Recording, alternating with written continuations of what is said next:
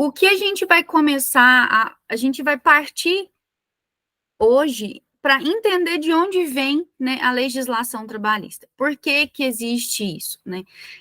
Nós temos, então, pós-revolução industrial, a movimentação do povo precisando trabalhar, porque antes a gente tinha a questão da troca, né, das permutas e tudo mais. Então, não existia essa oneração pelo trabalho. Quando vem a revolução, a gente vê que começa, então, as pessoas a saírem para trabalhar, a irem para as indústrias, e aí percebe-se essa necessidade de regulamentar essas pessoas que vão para o trabalho. Porque, a princípio, a gente vê desde quando as pessoas existem, começa, então, com os escravos, o povo eles trabalham para os seus senhores, depois vai mantendo, né, fica habitual. Então, quando a gente passa da pós-revolução industrial, nós vamos ter essa em vista de que o pessoal sai de suas casas, eles vão para as indústrias, possibilidade de acidente de trabalho, e eu vejo também que há uma necessidade de resguardar alguém. A legislação trabalhista, o direito do trabalho em si, o seu maior objetivo é resguardar alguém, resguardar a parte mais frágil, digamos assim. Neste momento, quando a gente pensa em empregado e empregador, eu tenho duas pessoas, e uma delas claramente detém o poder, detém a informação, que é o empregador, o dono da empresa, ele que emprega, ele tem uma vantagem com relação à questão de informação e de poder. Em contrapartida, ele também vai assumir os riscos desse negócio e de assalariar aquelas pessoas, certo? Quando eu falo do empregado, até por muitas das vezes a gente vê que alguns, eles começam a trabalhar em uma profissão que não é o que gostaria a princípio, para ir crescendo na empresa, para conseguir algo melhor lá na frente. Então, assim, às vezes ele entra um pouco sem conhecimento, ele entra sem domínio daquilo ali. Então, a gente vê que o funcionário, muitas das vezes, ele vai ser movido pela necessidade. Claro que a gente precisa trabalhar e a gente gosta do que faz, né? Na maioria das vezes. E é melhor que a gente faça aquilo que a gente ama. Vai ser muito mais fácil. Então, eu tenho o empregado como a parte mais frágil, a parte que tem menos acesso, a parte que tem informação. E assim a gente vê não só nas relações de empregado e empregador, a gente vê em muitos outros relacionamentos no Brasil, quando a gente fala em questão de lei ou de informação. Né? Sempre a gente vai ter uma parte hipossuficiente, vamos assim dizer, uma parte mais fraca, uma parte que tem menos informação e menos poder. E assim é o empregado. Entendendo que o empregado é a parte mais frágil, é a parte que precisa de um suporte, precisa de alguém ali lutando por ele, o Estado, né, ele começa a se mover e criar essa legislação para regulamentar, então, o empregador e cuidar de todos os seus direitos. Uma característica, as características mais importantes quando eu falo de empregado é que ele vai estar sujeito à subordinação, ele vai ser assalariado, ele vai ser pessoa física, porque se eu tenho uma pessoa jurídica, ela não será empregado, ela pode ser um prestador de serviço, que é diferente da classificação que nós temos como empregado. E quando eu falo de empregador ou a empresa, ela vai assumir o risco, ela vai assalariar, ela vai gerir pessoas, Então, se eu tenho a minha empresa e eu falo, Felipe, olha, eu vou te contratar para você trabalhar para mim por R$ 2.500. Chega no final do mês, eu falo, Felipe, não deu. A gente não precisava aqui na empresa, eu vou ter que te pagar R$ 1.000. Não pode. Por quê? Quem assume o risco do negócio, quem assume o risco de empregar, tem que fazer esse pagamento, tem que assalariar e não pode jogar esse risco, essa responsabilidade para o empregado.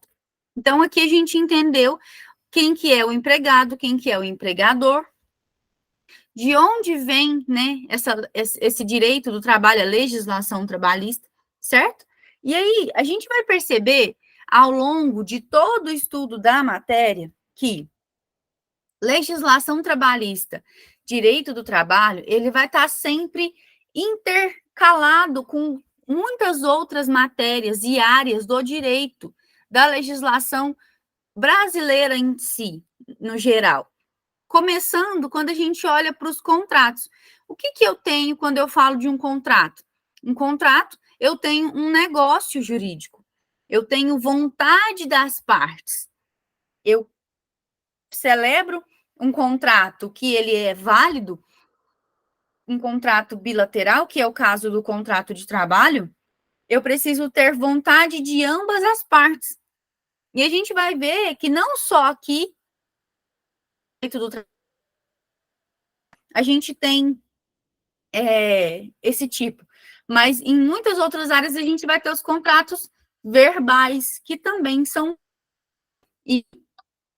garantidos os seus direitos frente à nossa legislação brasileira. Me dá só um segundo, gente.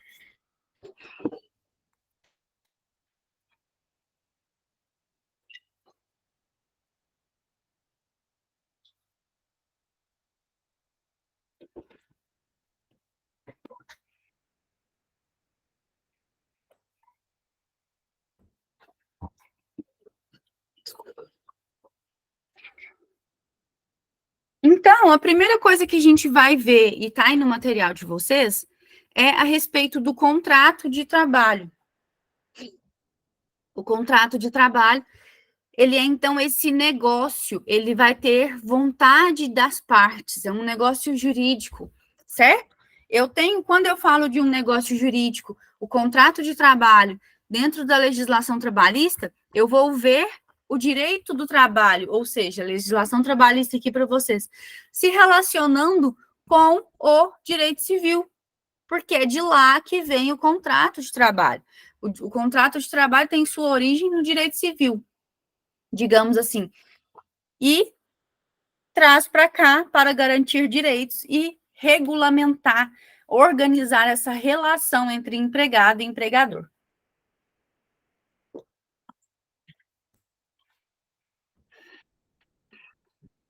E lá no artigo 442, a gente vai ver a definição de contrato de trabalho, tem aí no material de vocês, mas quem quiser depois baixar para acompanhar, eu acho que é muito bacana um aplicativo que chama OAB de Bolsa, você tem acesso a toda a legislação brasileira e, às vezes, quer alguma coisa na Constituição, ajuda muito. Artigo 442 diz assim: contrato individual de trabalho é o acordo tácito ou expresso correspondente à relação de emprego. Então, olha aqui, eu tenho o contrato de trabalho, uma relação onde eu vejo vontade de duas partes, empregado e empregador, isso que a gente fala da bilateralidade dele, e ele pode ser tácito, que quer dizer que ele pode ser verbal ou não escrito, e ele pode ser expresso, que quando eu falo do expresso, ele vai ser escrito. Essas são as duas modalidades de contrato de trabalho. Ah, Natália, o que vai acontecer? Como que funciona? Como que eu vou entrar numa empresa sem assinar um contrato de trabalho? Pode acontecer, às vezes você vai lá, participa da seleção junto ao RH, faz tudo certinho, conhece a empresa, topa trabalhar com a empresa, eles vão te entregar uma lista com toda a documentação que você precisa levar para a empresa. Você vai fazer o seu exame admissional, o ASO, vai levar tudo bonitinho, vai chegar lá, vai entregar. Às vezes você pode assinar ali a ficha de registro, eles vão registrar a sua carteira e você não assinou um contrato. Não assinou um contrato expresso, mas você fez um contrato não verbal. Então, você vai estar com seu direito garantido com relação a todos os seus atos no trabalho, tudo aquilo que você faz. A pessoa que assinou o contrato escrito e você possuem os mesmos direitos, ok?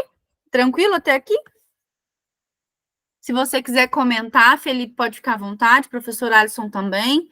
Não, tranquilo. Precisar que eu fale mais devagar ou repita alguma coisa, Tá tranquilo. eu estou à disposição. Ok. E a gente vai perceber que quando a gente fala do contrato de trabalho, é importante isso, eu tenho dois tipos com relação ao prazo. Contrato de trabalho, e aí eu acho que isso é uma coisa que não estava, que eu vou enviar para vocês. O contrato de trabalho, eu tenho ele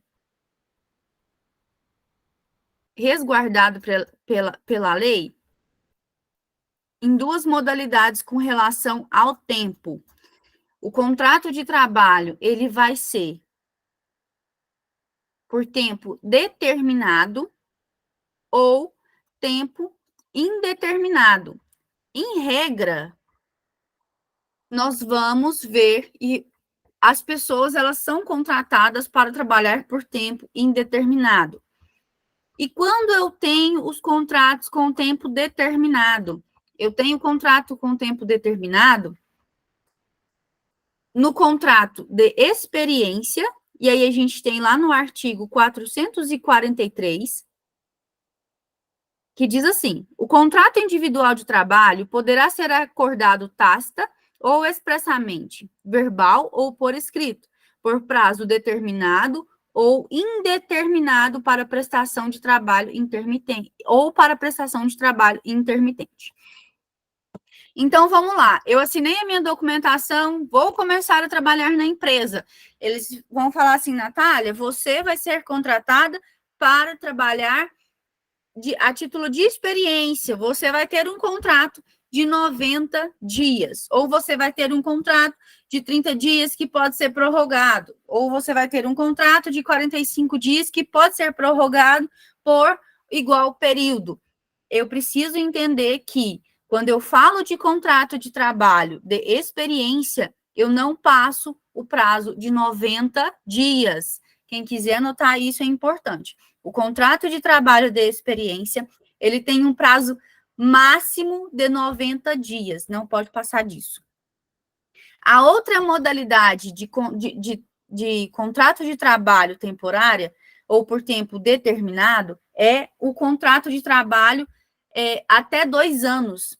Às vezes a minha empresa, ela vai precisar para substituir um funcionário meu, que também é professor, mas ele vai fazer um mestrado. Ele vai fazer um mestrado em Portugal. Então, ele vai ficar lá 1 ano.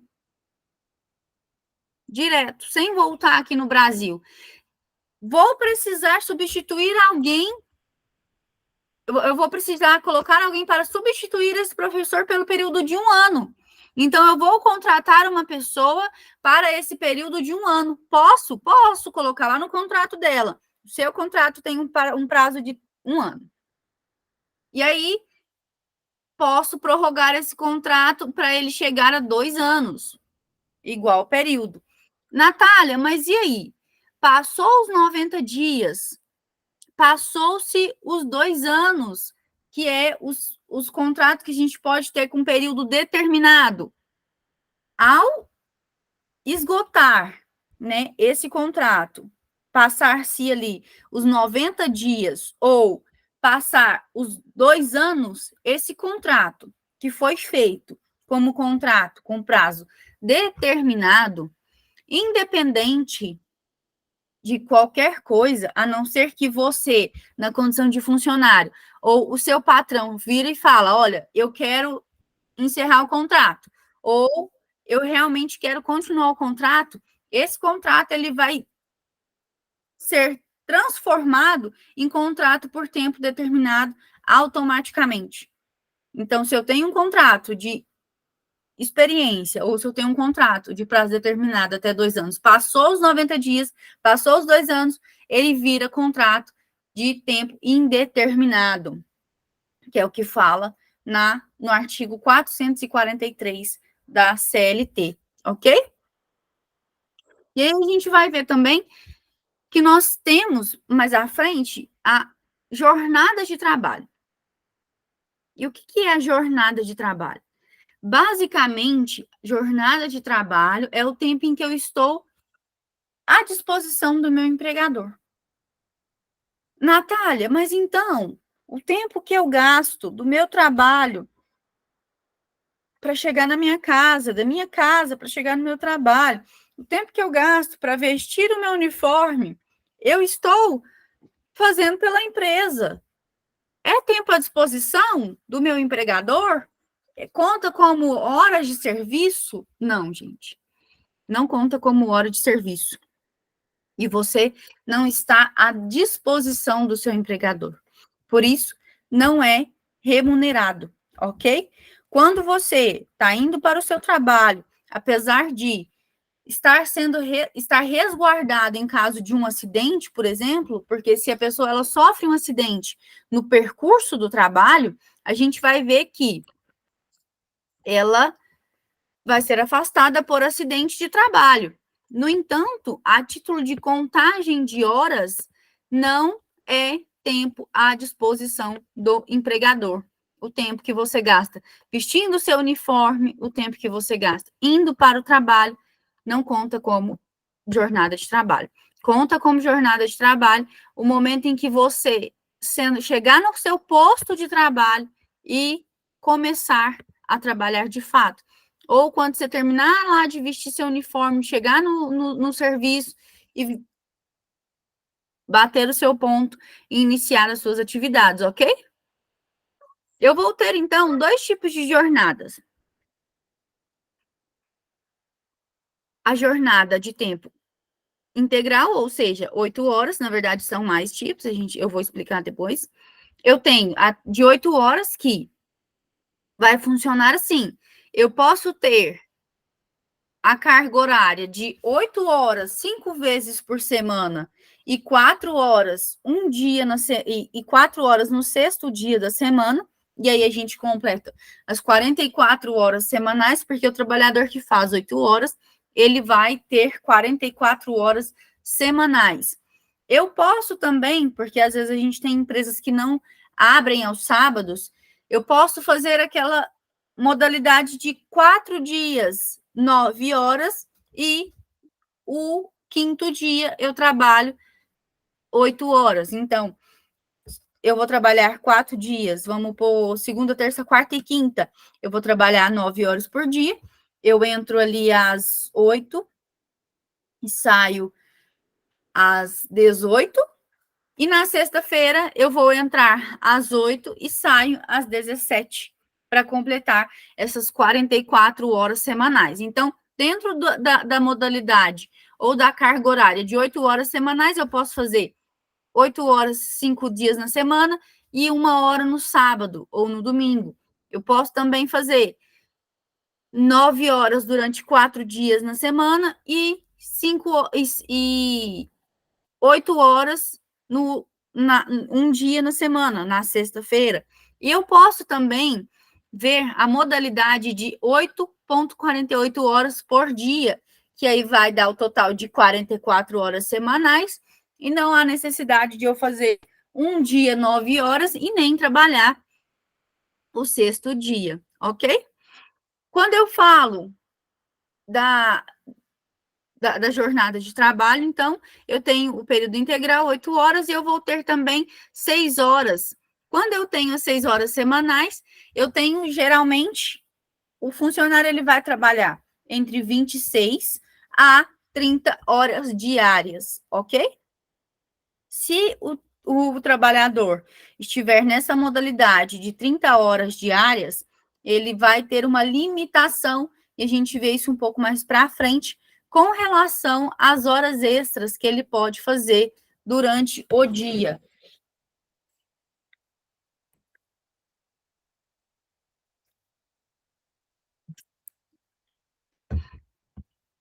Certo?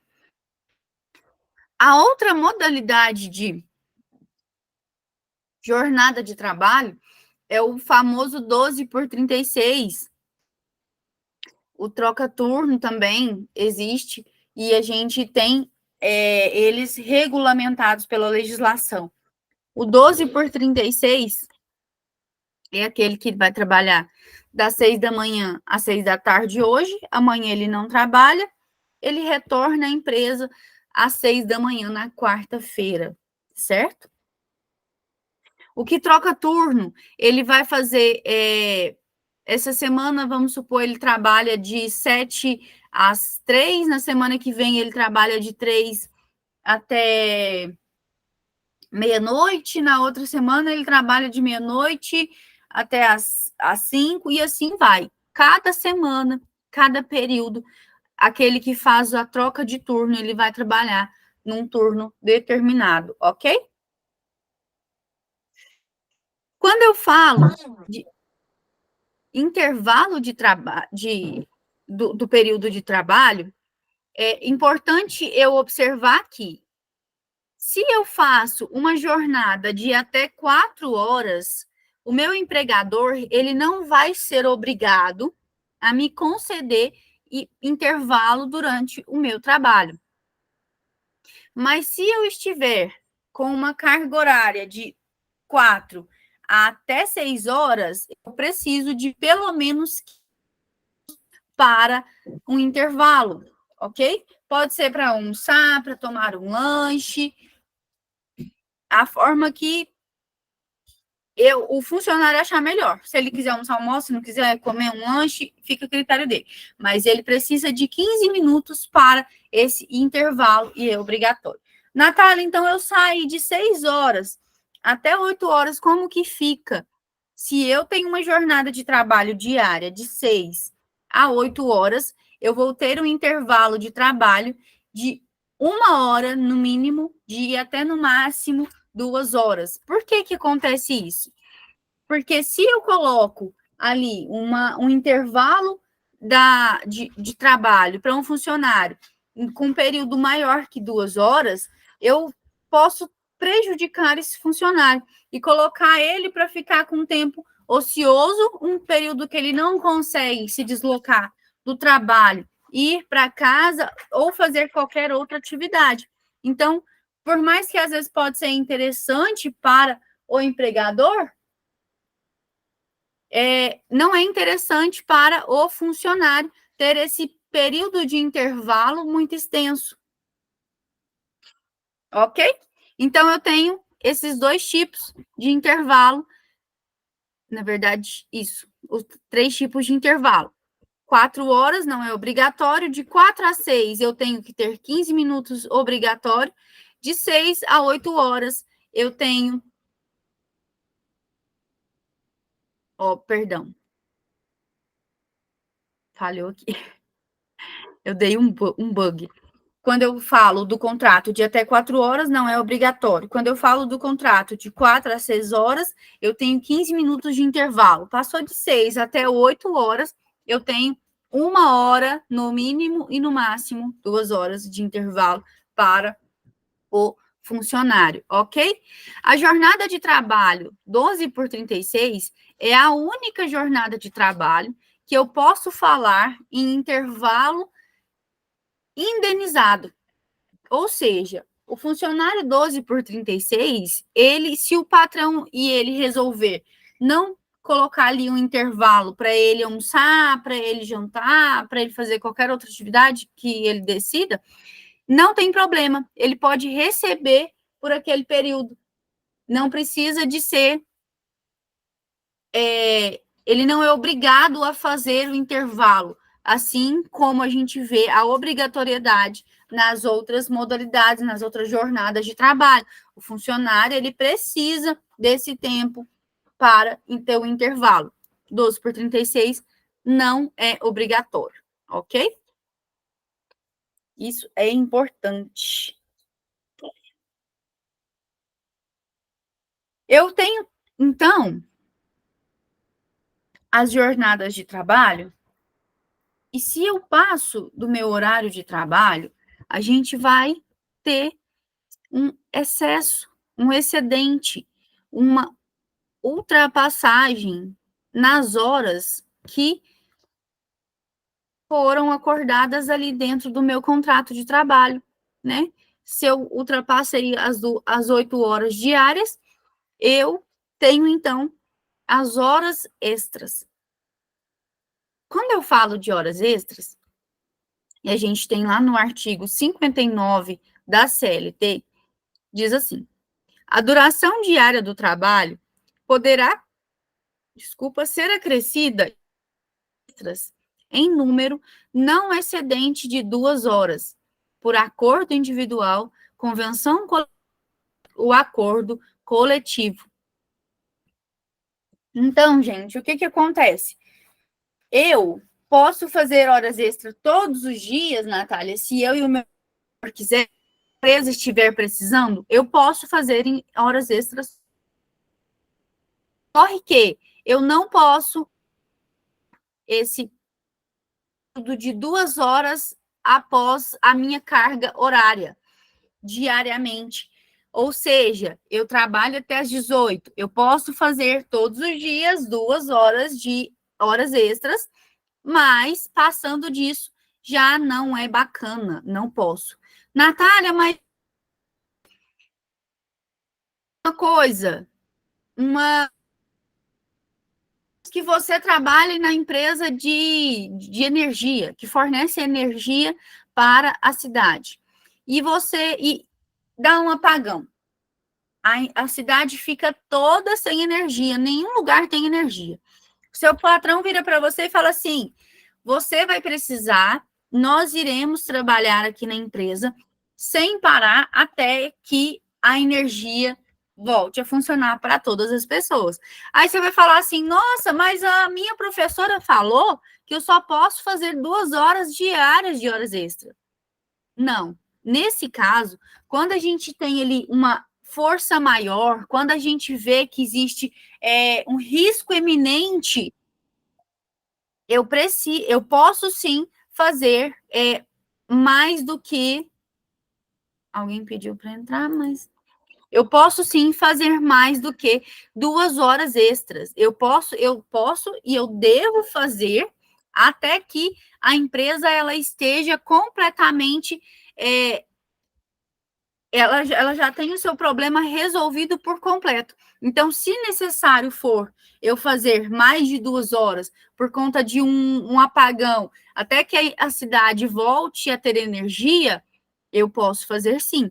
Mas não é sempre, não vai ser costumeiro esse acontecimento, certo? Porque se eu tiver um costume e não uma eventualidade, então a gente já não vai ter não vai ser resguardado pela lei. Então eu posso fazer até 2 horas diárias. E por que isso? Porque a gente vê que o legislador, ele percebeu que fica desgastante. Fica pesado para o funcionário, né? Trabalhar depois o excedente, as horas que ele já trabalhou durante o dia. A gente tem uma informação importante quando a gente olha para o 12 por 36, que é o seguinte: o 12 por 36, ele vai ter o adicional noturno normal, como todos os outros. No entanto, eu tenho a hora noturna paga de 10 horas até as 5 da manhã. Essa hora noturna, o adicional dela vai ser conforme o acordo. Se eu, Natália, tiver feito as minhas horas noturnas até vamos pôr que eu comecei a trabalhar 2 horas da manhã e eu deveria parar de trabalhar às 6 da manhã. 4 horas, ok? Eu vou, durante o período de 2 horas às 5 horas da manhã, eu vou receber adicional noturno. O 12 por 36 também. De 2 horas da manhã até as 5 da manhã, ele vai receber adicional noturno. Passou de 5 horas da manhã, eu, que não sou 12 por 36, eu vou receber, digamos, uma extensão da hora noturna. Por quê? O nosso corpo, o corpo humano, ele foi feito para dormir à noite. Então, a gente percebe que a pessoa que trabalha à noite, ali no período da manhã, ela vai estar mais cansada, ela vai estar mais sonolenta. Então, passou do que era noturno, vai continuar recebendo uma extensão do adicional noturno. O 12 por 36 não vai receber essa extensão do adicional noturno. Se ele trabalha até às 5 ele vai receber o adicional noturno. Passou das 5 horas da manhã, ele vai receber a hora normal e não tem a extensão do adicional noturno até o horário em que ele estiver trabalhando, ok? Quando eu falo da remuneração da hora extra, ela pode variar, mas eu tenho um mínimo de 50% do valor da hora normal. Eu vou receber a minha hora normal mais 50% quando eu estiver fazendo horas extras, ok? Tranquilo até aqui, Felipe? Tranquilo. Ótimo. As horas extras, elas podem ser compensadas em 3 modalidades. Eu posso ter o banco de horas, eu posso remunerar essas horas extras e eu posso fazer a compensação da hora extra. O banco de horas é importante a gente observar que ele vai ser feito por acordo ou convenção coletiva.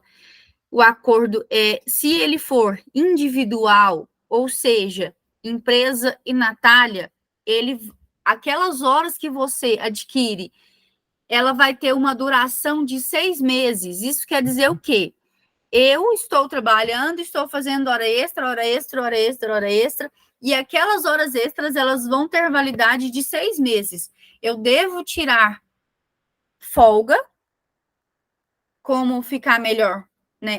Depois que funcionário e patrão se entrarem num acordo ali e ver a melhor data, ou eu vou tirar a folga dentro do período de 6 meses, se eu tiver um acordo individual, que é empresa e funcionário.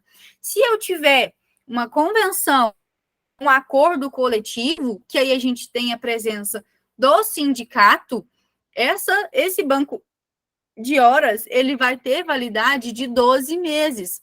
Então, essas horas adquiridas, elas devem ser compensadas no período de 12 meses, ok? Eu vou ter também o pagamento. E aí, a gente já vê muito essa modalidade. Vem no contra-cheque do funcionário o valor que ele tem referente às horas extras, quantas horas extras ele fez, quantas horas extras noturnas ele fez. Vai vir tudo certinho no seu holerite, no seu contra-cheque, com as informações.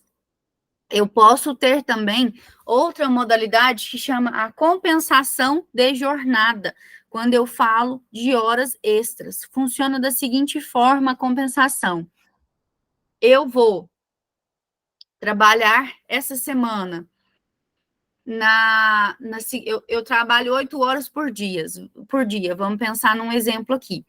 Essa semana, eu vou fazer 4 horas extras na segunda, 2 horas extras na segunda e 2 horas extras na terça-feira. Quando eu falo em compensação, essas horas não vai para um banco que depois eu vou tirar folga ou depois eu vou chegar um pouco mais tarde.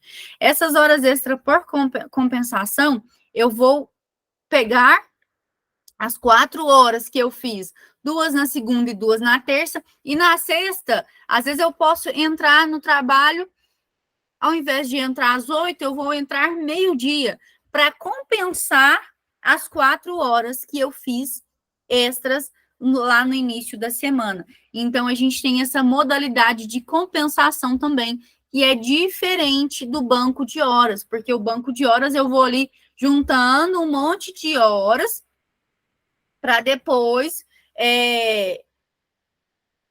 tirar um dia de folga. Quando eu falo da compensação, eu vou tirar 2 dias agora, eu vou fazer mais próximo dia da semana, eu entrar mais tarde, sair mais cedo, ok? É um pouco diferente isso daí. Se tiver dúvidas, eu estou à disposição. Certo? Quando eu falo do contrato de trabalho, quando eu falo dessa regulamentação da relação de trabalho, que essa é a função do contrato de trabalho, eu preciso entender que, em alguns momentos, ela pode ser modificada, né? O contrato de trabalho, ele pode ser, em alguns momentos, ele vai necessitar de uma alteração, né? E quando eu falo de alteração de contrato de trabalho, eu preciso que isso seja formalizado, que isso seja, que tenha ali vontade das duas partes, certo? Eu não posso simplesmente chegar para o meu funcionário e falar assim, olha, a partir de hoje o seu contrato mudou e vai ter que ser assim. A gente tem um negócio jurídico que é a relação de trabalho, então eu vou precisar de vontade das partes, ok? Eu vou precisar para alteração de que as duas partes estejam de acordo. Quando eu penso na relação de trabalho, eu entendo que. Peraí, que saiu.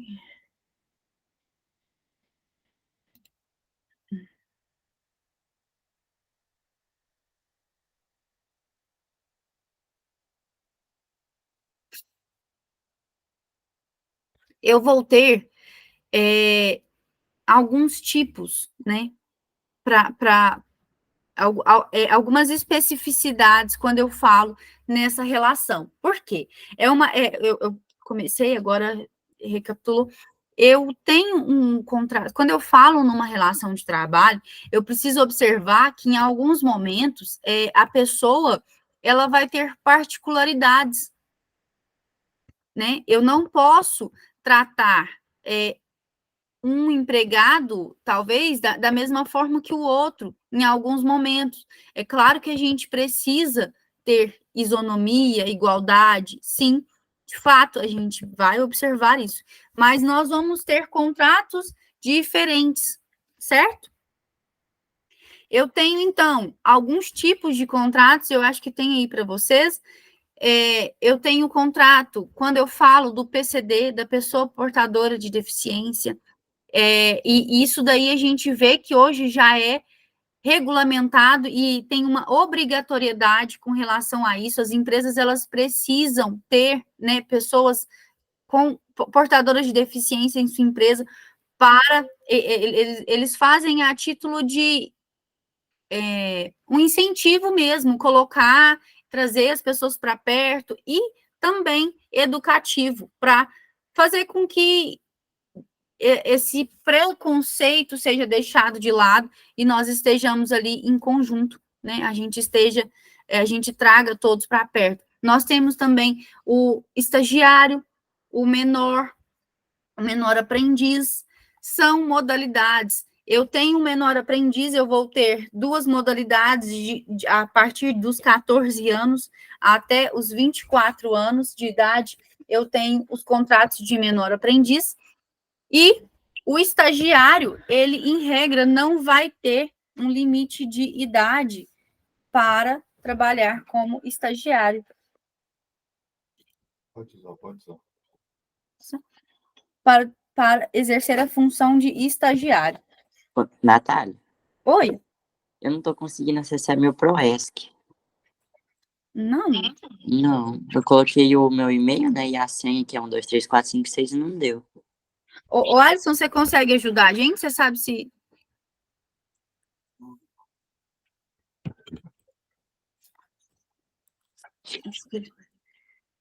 Só um minutinho.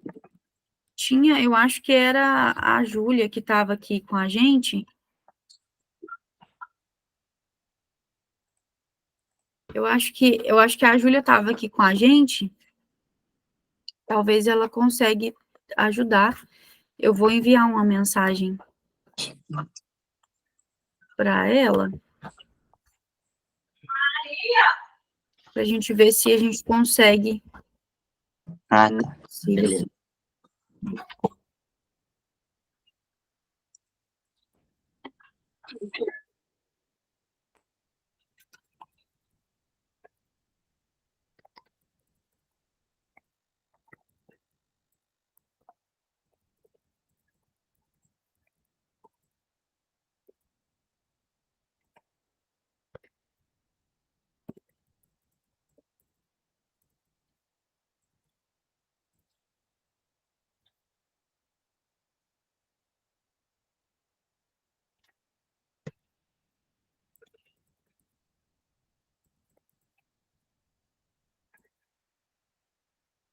O Alisson recebeu minha mensagem aqui.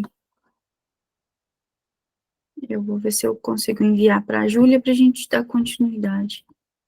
Tá bom.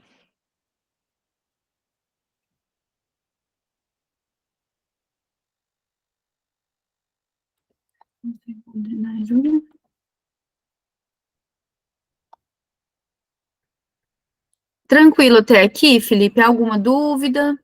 Tranquilo. Eu já conheço, assim, básico as leis trabalhistas, que eu trabalho com esse trabalho no setor que a gente faz admissão e demissão. Então, eu já conheço um pouco da área. Ai, maravilha. Nós estamos aqui. Você pode, tiver alguma coisa para acrescentar, compartilhar com a gente, por favor, fique à vontade. Ah, tá bom. Eu, inclusive, gosto bastante. Não, é bom, a gente vai pegando, a gente passa também. Que às vezes a gente tem a sensação de que o professor está ali como o tenente, né? Eu não gosto, não, eu gosto de ouvir também. Eu acho muito importante, porque até a título de aprendizado, sabe, Felipe? Eu percebo Sim. que, como professora e como aluna, porque até hoje eu sou, né? Porque acaba que na minha área nunca se para de estudar, né? Não tem jeito. Até o fim da vida. Mas eu percebo que, às vezes, isso já foi uma experiência minha e com alguns alunos também. Às vezes você vê aquele negócio e você fala, meu Deus, eu não estou entendendo nada que o professor está falando, mas parece tão complicado. Aí um colega fala, você fala, tudo faz sentido agora? Como que pode ser tão simples? Sim. Então, por isso que eu gosto desse entrosamento, de ouvir também, sabe? Então, Não, sim. fica na liberdade para compartilhar aí e trazer aquilo que você achar que é bacana, tá bom? Ah, não, tá bom, tranquilo. Maravilha. A gente vai passar, então, agora para ver nosso tempo, que senão a gente não vai ter tempo para tudo. A gente vai começar a ver alguns dos benefícios que tem o empregado, o funcionário. E o primeiro deles que está aqui, a gente vai seguir, então, o material de vocês, que eu acredito que depois fica mais fácil a título de estudo. É o 13º salário. E o que é o 13º salário? O 13º salário é o presente de Natal, digamos assim, a gratificação natalina. Eu trabalhei, então, o período de um ano, eu vou receber um salário, o meu salário, ao final ali do ano, entre até dia 20 de novembro e até dia 20 de dezembro, que geralmente é pago em 2 parcelas, eu vou receber o valor integral de um salário. Mas se eu trabalhar 5 meses, eu vou ter, então, se eu comecei a trabalhar na empresa lá em agosto, eu vou trabalhar, então, agosto, setembro, outubro, novembro, dezembro, 5 meses. Eu tenho, então, proporcional o meu 13º. Eu não vou receber o 13º na totalidade, na sua integralidade. Eu vou receber ele proporcional ao período trabalhado, ok? Quando eu falo, gente, e aí eu precisava pontuar isso para vocês mais cedo, e aí eu trago agora um adendo, é devido para os empregados. Quando eu tenho, então, o PJ, quando eu tenho o estagiário, eles não são empregados. O PJ, a pessoa jurídica, ele presta um serviço. Então, ele não tem vínculo empregatício com a empresa. Às vezes, a gente vai ver que o funcionário, esse que é PJ, vamos pôr na área do agronegócio, por exemplo. Às vezes, ele vai entrar ali por um período de safra somente, ou para um empreendimento específico, e depois ele sai, né, da empresa, ele sai daquela função, certo? Então, ele não é empregado, o PJ, ele vai ser um prestador de serviço, assim como o estagiário. Quando eu falo do vínculo de emprego, uma coisa que a gente vai precisar observar é a subordinação e também a não eventualidade. Quando eu tenho um vínculo, eu vou ter um trabalho eventual, diferente, por exemplo, do prestador de serviço, né?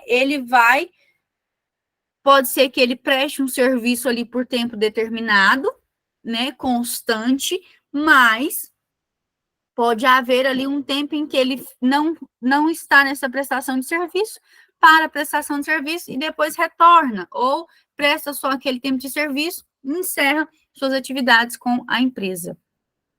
Ok? Então, eu tenho o 13º salário, que é pago em 2 parcelas, até o dia 20 de novembro e até o dia 20 de dezembro, a segunda parcela. E agora a gente vai ver as férias. Quando eu falo de férias, eu tenho, e a CLT, ela traz para a gente que, ao trabalhar o período aquisitivo, né, esse período em que eu estou ganhando, ao trabalhar o período de 1 ano, eu tenho direito a gozar de férias o período de 1 mês. Quando eu conseguir, né, atingir ali esse período de aquisição e eu já posso tirar as minhas férias, eu vou ter mais um intervalo de 1 ano para tirar as minhas férias. Ou seja, eu entrei na empresa dia 20 de julho de 2023. Fiz 1 ano agora, dia 20 de julho de 2024, eu tenho até dia 20 de julho de 2025 para tirar as minhas férias de 1 ano. Isso é uma mudança que teve, né, com a reforma trabalhista. A gente teve essa mudança e eu acredito que até um prejuízo, vamos dizer assim, quando a gente fala de reforma trabalhista, que é o quê? Antes a gente tinha que, se o empregador não fez o pagamento das férias para o funcionário, até salvo engano, antes era até 5 dias antes, ele iria fazer o pagamento dessas férias em dobro. Agora não mais. Pode acontecer de você entrar de férias sem ter recebido a sua remuneração pelas férias e o seu adicional de 1/3, ok? O que vai acontecer? Quando que o empregador vai ser obrigado a te pagar as férias em dobro? Se você, nesse período em que já passou o período de aquisição, esse intervalo de 1 ano entre uma aquisição de um período de férias e outro, se você não tirar suas férias, você vai receber elas depois em dobro, ok? Mas você vai tirar só um período de gozo. As férias, elas são 30 dias e elas podem ser divididas, mas não pode haver um período menor quando a gente fala nas férias, não pode haver um período menor nessas divisões de 14 dias. Não posso entrar de férias também na sexta, no sábado, véspera de feriado. Eu preciso entrar de férias em dias que antecedem feriados e finais de semana. O que pode acontecer que eu posso perder as minhas férias ou ter desconto nas minhas férias? Eu posso perder eu posso perder 5 dias se eu tiver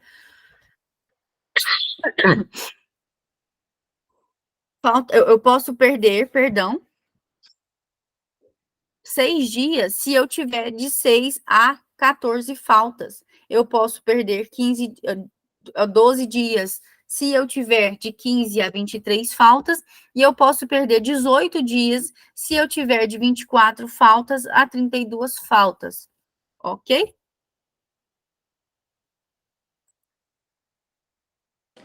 Natália. Oi? Aqui tá falando que o meu usuário não está ativo. No Proesc. O Alisson te mandou mensagem? Não. Não. Ele falou que ia te chamar. Ah, não, tranquilo. Que chamar então, certinho. Você precisa registrar a presença? Não. É só para... Ah, tá. Não, então, o que acontece? Talvez ele tá fazendo as tutorias, pode ser que agora ele não conseguiu, mas Tá. ele me respondeu aqui, um pouquinho depois que eu mandei mensagem, que ele ia te chamar. Se de tudo ele não te chamar, eu vou fazer o seguinte, eu vou lembrar ele ao final da aula também, eu falo com ele. E sobre essa registrar presença, eu tenho que registrar?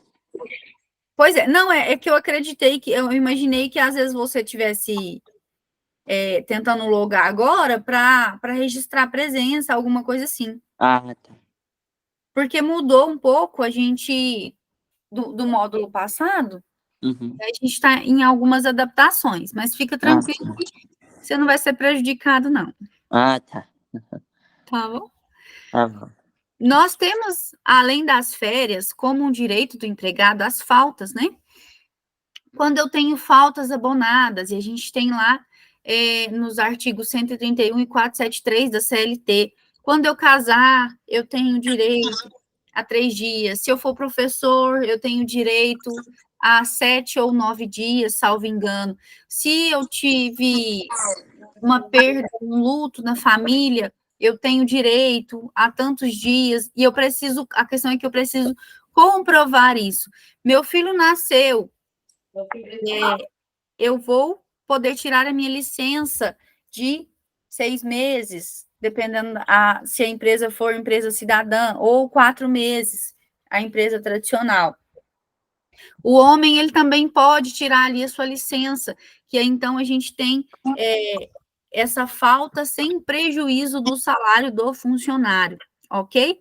FGTS. FGTS, o que é? A gente tinha, antes de Constituição de 1998, de 1988, que é a nossa Constituição brasileira atual, a gente tinha o seguinte: eu, Natália, estou na empresa há mais de 10 anos, a empresa não podia me mandar embora. Por quê? Eu passava a ser detentora de uma estabilidade, certo? O que acontece? Se eu não poderia ser mandado embora sem justa causa, etc., eu pedir demissão da empresa, acaba que em alguns momentos isso não era tão interessante para o funcionário, certo? A gente vê que pós 1988, pós-Constituição de 1988, o legislador ele pensou o seguinte: nós vamos tirar essa estabilidade de 10 anos. O funcionário ele não vai possuir essa estabilidade de 10 anos, mas ele vai possuir um fundo de garantia de tempo de serviço, o FGTS. O que é isso? Acaba que a gente percebe que se você hoje tem mais de 10 anos na empresa, não é fácil assim dela te mandar embora. A empresa, ela vai ter que te fazer um pagamento além do que você já tem ali conquistado, vamos pensar em férias, 13º, saldo de salário. Além disso, a empresa ela vai ter que te fazer um pagamento de uma multa de 40% do valor do seu FGTS, porque o seu FGTS já vai estar lá na sua conta FGTS. Mas então, vamos pensar que um funcionário que possua 15 anos de empresa, ele pode receber aí pelo menos 50 mil. Então, a gente vê que traz uma garantia muito boa para o empregado, que talvez a gente não era vislumbrado quando a gente pensa antes de 1988, onde existia ali a estabilidade, né? O funcionário não poderia ser mandado embora por conta dessa estabilidade. Eu acredito que é um feito muito bacana da parte do legislador. Eu vou observar que, se eu for mandado embora sem justa causa, eu vou receber 40% referente à multa do FGTS. Mas, se eu for lá e conversar com o meu patrão, ou o meu patrão falar, olha, vamos encerrar por aqui, vamos fazer um acordo recíproco, e aí a gente para por aqui, ou até em casos em que existe culpa, o empregado ele foi mandado embora, porque, de fato, eu fiquei brava porque a empresa me mandou embora e fui lá e taquei uma pedra na janela e quebrei o vidro da janela. Então, ali, eu tive culpa, eu fui mandado embora, mas existe uma culpa, né, com relação ao meu ato, então aí a gente muda ali, o empregador me chama para ser mandado embora, quer dizer, e aí eu fico bravo, quebra a vidraça, aí eu vou ser mandado embora por culpa recíproca, apesar de que aí poderia já dar uma justa causa, mas eu tenho, então, quando houver culpa de ambas as partes, ou quando houver um acordo recíproco, eu vou receber somente 20% do que eu tenho em relação à multa do FGTS.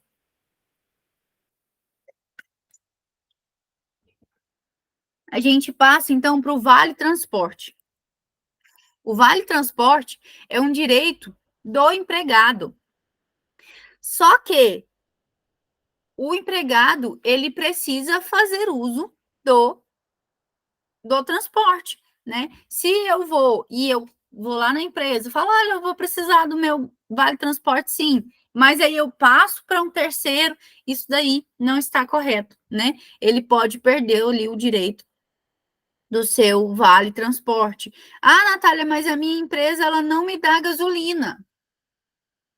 Mas então você não faz uso do vale transporte, não tem direito ao vale transporte.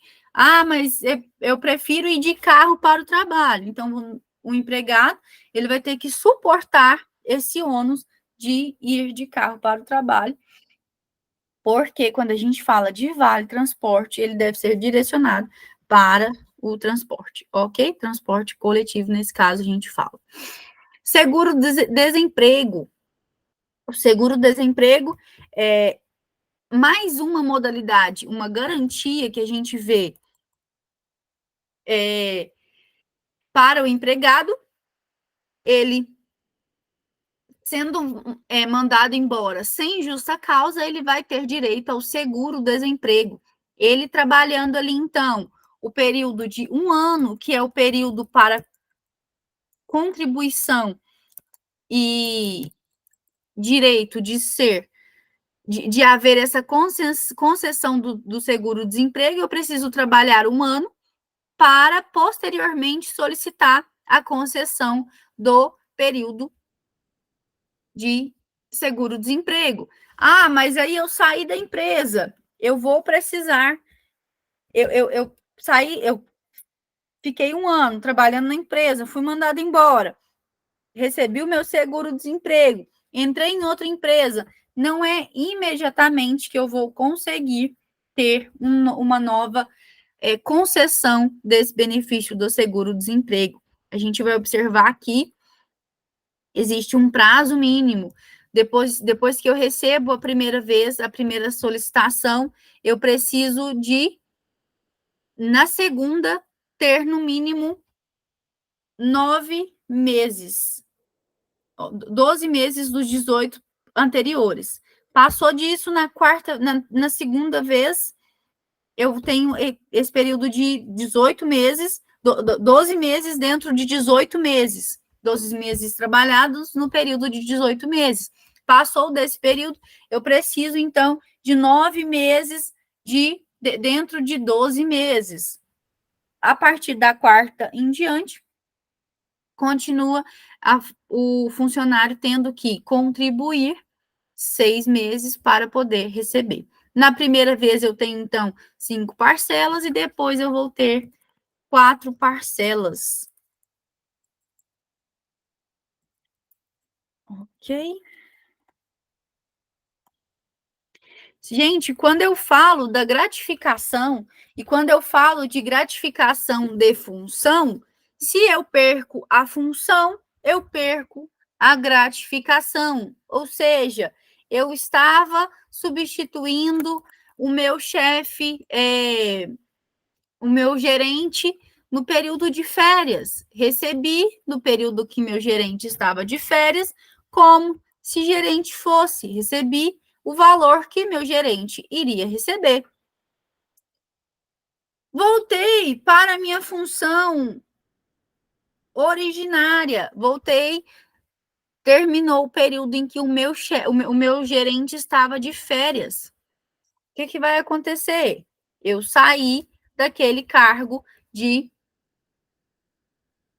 confiança do cargo de gerente, digamos assim, eu vou perder o adicional que existia lá no cargo anterior. Ok? Perco o cargo, perco a gratificação. Alisson, você está por aí?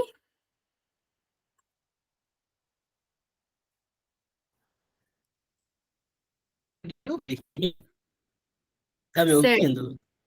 Tô. Eu vou fazer o seguinte, você consegue disponibilizar o vídeo para mim também? Porque aí vou encerrar aqui.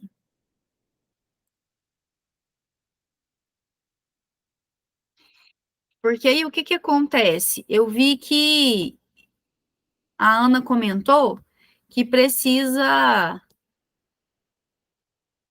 A gente tem um tempo, né, mínimo para fazer a gravação, e aí eu posso